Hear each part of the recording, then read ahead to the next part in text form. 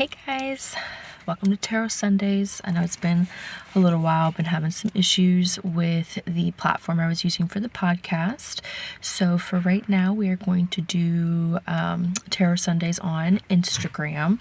Maybe eventually go live, or we can kind of switch it up a little bit. But for today, we're going to do it here on Instagram. And so what I'm going to do is just pull one card. I already actually have the card pulled, have my notes, and then to kind of go over it. And this is just for generalized education.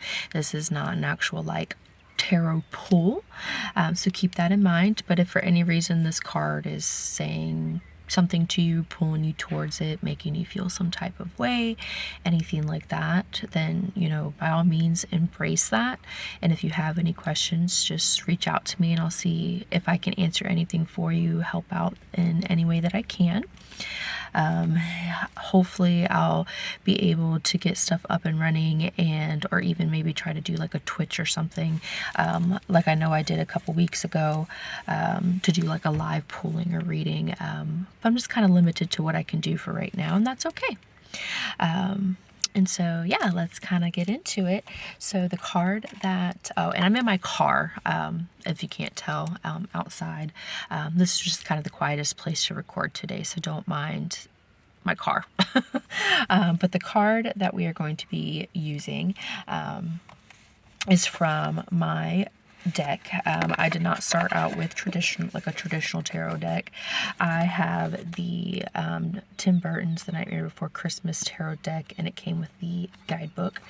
So this is the deck that I have been learning my tarot from, and this is what the guidebook looks like as well. And so this is the deck that I've used to learn tarot. A lot of people will tell you to use a traditional deck, that is going to be the easiest way to learn the cards. Once you get to know the cards, then use a theme deck. Like my deck is considered a theme deck. For me personally, I feel like it was easier to learn with this deck. No expert at all. I am still learning, but I am able to connect with this deck better, and it may just be because I'm a little biased. This is my favorite movie of all time, so I kind of relate to it more.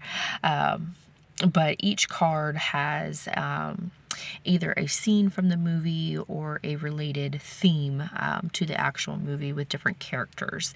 Even some of the minor characters that you only see once or twice, not just like Jack, Sally, the boogeyman, things like that. So for me, can picture it a little bit better. Now I have been going back and comparing that to what regular cards would be in traditional tarot, so that way when I am doing these types of videos for you guys, I can let you know what the traditional card type is, if that's what you do instead of using a theme deck. But again, do what's best for you, what's more comfortable. So with today's card, now I'll show it to you since I know, we are using the Queen of Potions, and I apologize if it's a little blurry. I'm recording on my phone, but this is the Queen of Potions. So these are what's going to be your cup cards in traditional tarot. And so, your potion cards in my deck, or your cup cards, they typically deal with like your emotions, your personal connections. Oh, pardon me. With families, friends, your relationships, whether it's with your significant other, it's with work, it's with whomever. Kind of deals with that aspect of your life. And so potion cards, are your cup cards, are considered water cards. Water cards happen to do all with your emotions. So they do with your emotions, your intuition, your instincts, different types of relationships, your love life, whether it's with your partner or self-love. And that's kind of what your potion or your cup cards are. That's why, or water cards, and that's why potion cards kind of deal with your emotions, because they're related to water. And so think about water for a minute. Water has been this whole, it's basically life-giving. Without water, we would not be here, no matter where at you are at in today's life, in older generations, cultures, things like that. Water is life-giving. Without it, we would not be here. We would not have the crops that we grow and eat. We wouldn't have livestock. We drink it. Without it, we're nothing. We would die without water. And it helps not only, with healing, it helps with all those different types of things. And we've been used, like I said, water has been being used for generations for these reasons. Thus, because water is life-giving, it would make sense that your emotions would be a cup card or a water card or a potion card, because emotions are what make you who you are. And so, whether you are a gentle, kind, loving person, so like a stream of water, or you are having this hectic, crazy time in your life, think like tidal wave, hurricane type thing. Again, the water related to your emotions, and every kind of feeling, and water in between. And water gives us a chance, to change, because you have your different states of water. So if you're looking at it from like a scientific point, you have your liquids, your solids, your gases. Water changes based upon the need. So whether you're drinking it or, mixing it, what have you.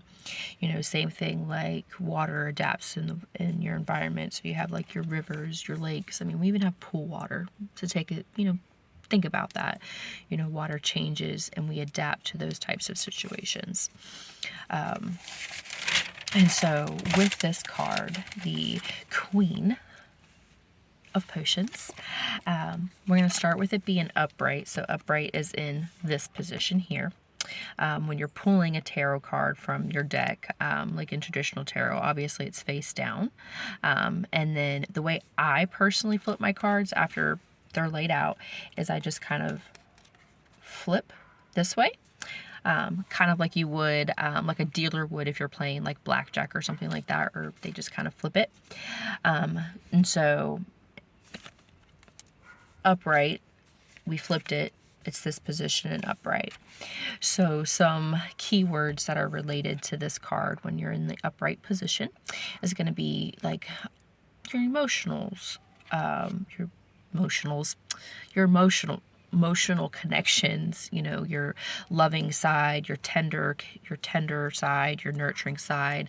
It's kind of the support that you're providing, your kind of creativity. And so when it's in this upright position, keep those keywords in mind. And so when you're reading like a traditional tarot, I'm going to place this down for a moment. Reading like a traditional tarot type reading, like if you're looking in something like this, like a book, guidebook, you may hear them say the Fool's Journey X, Y, and Z. The Fool is referring to, like, for me, for instance, I do tarot for myself. I'm the Fool. That's the Fool's journey. So the person who's using the cards. Now, if I'm reading the card for somebody else, like for instance, I'm reading the card for Billy Joe down the road, then Billy Joe is the Fool in this situation. And it's not using that word as, oh, you fool. It's just old Turby, I guess, is the way to use it, and is how the cards are used. And so what I wanted to do is read the from the guidebook that came with the actual tarot deck. Oh, went too far. So again, the guidebook. I'm going to read what it says, and so this is what the inside looks like. I'm going to read verbatim from this book, and I'll put it in the description. Again, it came with the deck. What it says in the upright position, keep in mind those keywords, and then I'll kind of break it down a little bit farther. I just thought it'd be good to read from the book as well, since it's not your traditional tarot deck. And so in the upright position, the Queen of Potions is a calm, cool, and caring gal who's motivated by compassion. She moves with grace and control through troubled waters. Sometimes this card can be a sign to listen to your intuition. You're more perspective and capable than you think. And so again, that is what this card, based upon the card tarot deck guidebook, is. Now, when you take a look, oh, if I'm dropping things, fun.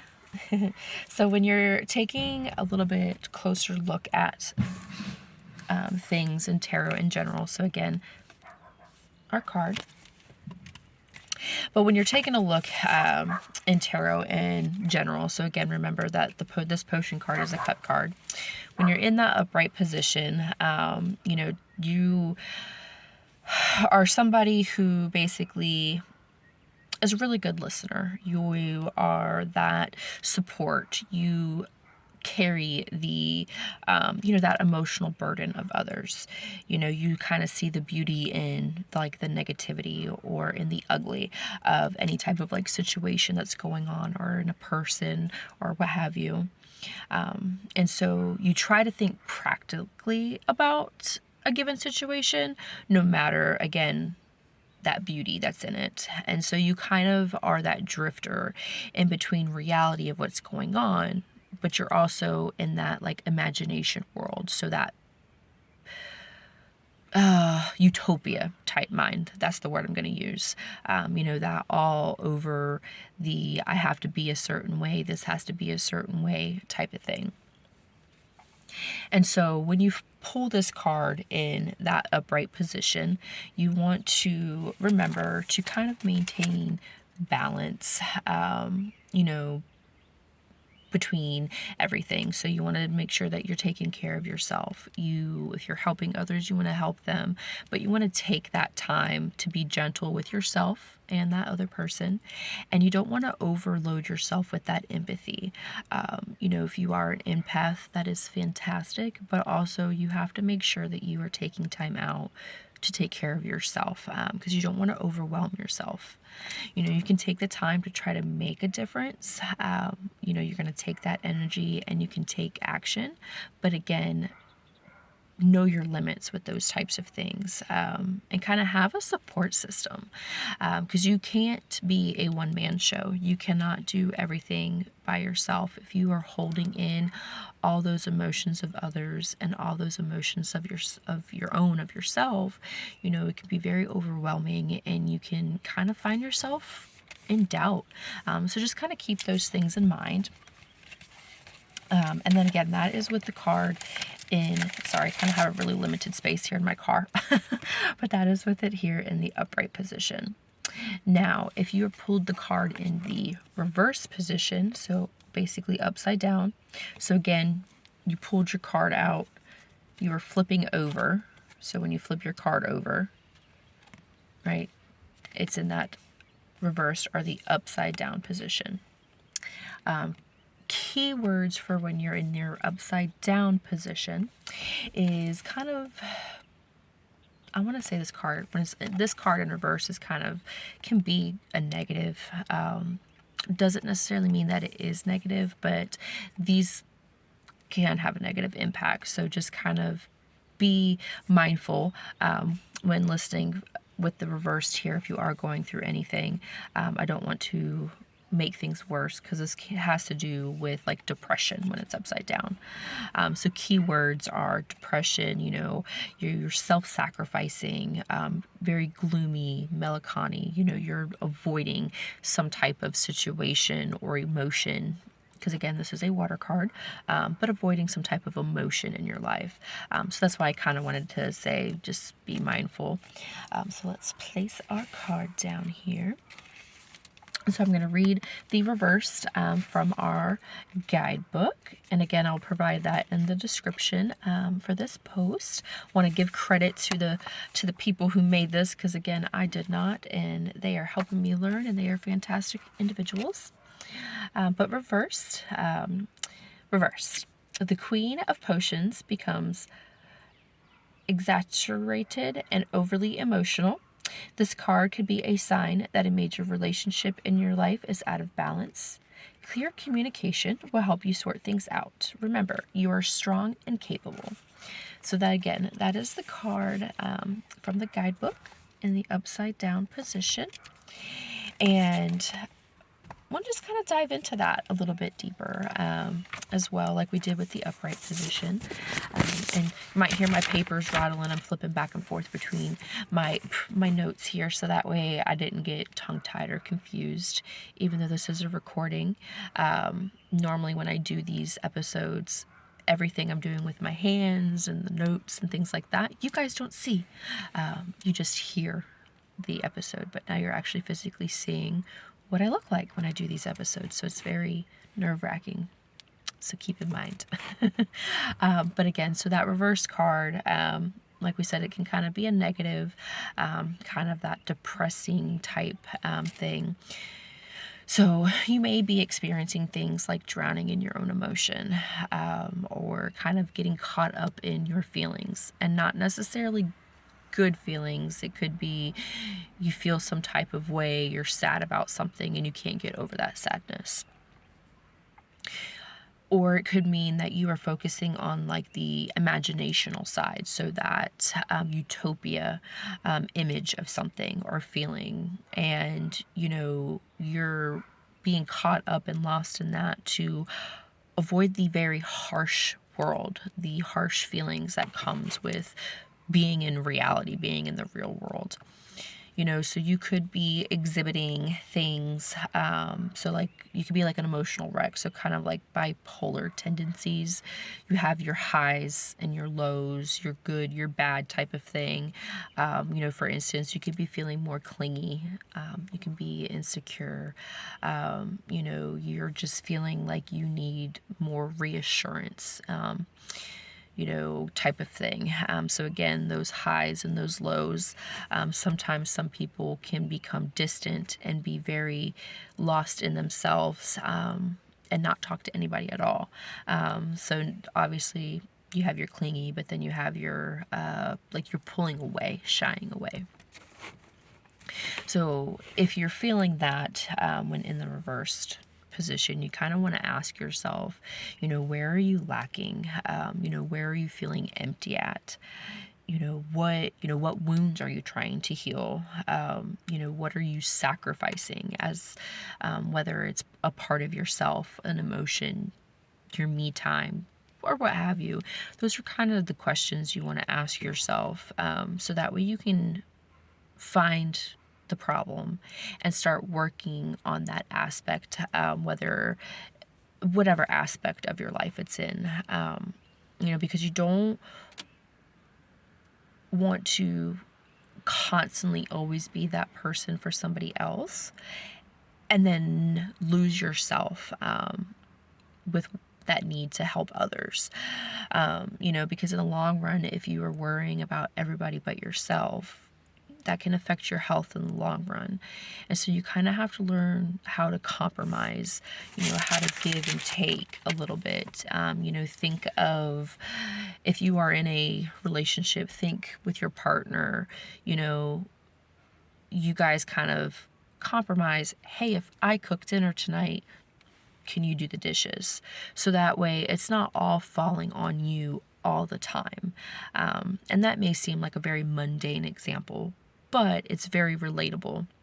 If you are in that type of situation where you have a partner or even a roommate, not necessarily have to be like a relationship, you're single, you live with a roommate, but you guys, will eat together or whatever because you're friends, those types of things. You kind of have that trade-off there. And you want to kind of keep that in mind, because ultimately, no matter where you're at, in life, you have to come first, because if you are not good, you do not take care of yourself, you cannot take care of others, you cannot help others. Even, you may be saying, oh no, kids come first, yada yada, blase blase. If you have kids, you got to do what you got to do for your kids. Keep in mind that I am coming from a not single, but a married household, no kids. So that's kind of my perspective. But again, even if you are a parent, you still have to take care of yourself, or you can't take care of your kids. So kind of keep that in mind too, kind of depending on where you're at. I don't want to make anybody think that, you know, you have to do one thing and not the other. So just keep all that in mind. But yeah, so we're at 20 minutes. I don't really know how long Instagram videos can be, so I'm hoping that this will even upload correctly. But what I'll do in the description is I will provide the guidebook in case you were interested in exploring the deck book, diving into the deck book, there you go, on your own. I will put links to my Twitter in case you want that. This video is going to be on Instagram only, exclusive, obviously. And then I'll see if I can maybe get my Discord in the description. I don't know if it will allow me.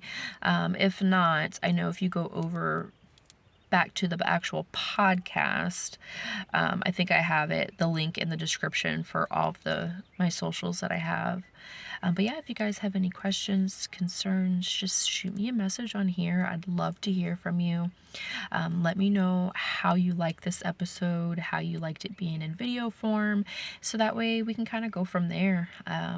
On how we want to continue doing everything, because if I can do videos on here and they're better versus doing the podcast, which I really want to have the podcast, just with some changes with the platform I was using, my computer's not compatible with the recording system. And so I don't have a way to edit recordings, I guess, right now. I'm trying to find a different system or platform to use. So that's kind of why the podcast is on hold there. But I'll kind of keep you guys updated as we go along, because I'm hoping to have some things in the works, and I will keep you guys updated. I'm going to definitely try to be a little more proactive and active on my Instagram. I have been slacking quite a bit as well. I know I used to post daily, and now it's every other day, or I might send a random picture or something like that, but nothing too involved. There's just been a lot going on in the mundane, and I've been getting sick on and off, so I'm gonna try to be better with all of that as well. But yeah, I think that's it for today, and I hope you guys have a fantastic Sunday and keep living your best witchy lives. Bye.